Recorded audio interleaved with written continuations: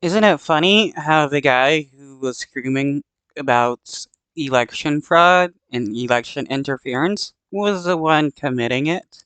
Donald Trump is now facing his third criminal indictment. A grand jury in Washington, D.C. handed up the 45-page indictment accusing Trump of trying to overthrow the 2020 election results.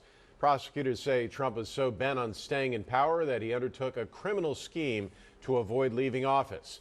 The indictment also references 6 unnamed co-conspirators from Trump's inner circle. In all, Trump is now facing The guy that was all about laws and order committed a bunch of crimes in order to keep his power as president.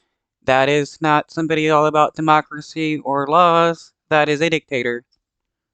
4 criminal charges. ABC's Justin Finch has more on the case and on how Trump is responding.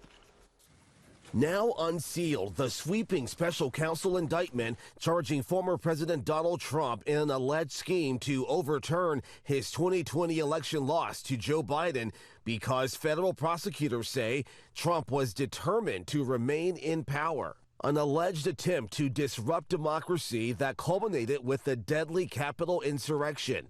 In a news conference, special counsel Jack Smith calling the violence on January 6, 2021, was an unprecedented assault on the seat of American democracy. As described in the indictment, it was fueled by lies. Lies by the defendant. That defendant, the former president, now facing charges of conspiracy to defraud the United States, conspiracy to obstruct an official proceeding, the congressional certification of the election results, and conspiracy against rights to deprive people of their right to vote and to have their votes counted. The 45-page indictment also mentioning 6 unnamed alleged co-conspirators, described as attorneys, a political consultant, and a Justice Department official who also promoted election fraud claims Trump knew were false. Prosecutors say Trump worked to create an intense national atmosphere of mistrust and anger and erode public faith in the administration of the election.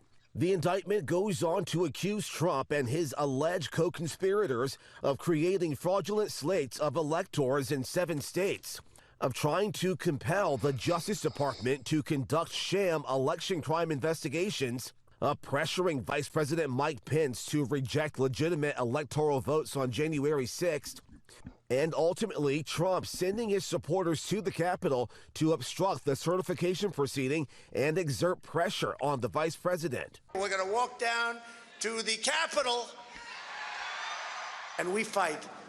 We fight like hell. And if you don't fight like hell, you're not going to have a country anymore. Yeah, that right there should show that Trump was wanting a government takeover. Trump has now been summoned for his first appearance in D.C. District Court on these latest allegations Thursday afternoon. Justin Finch, ABC News, Washington.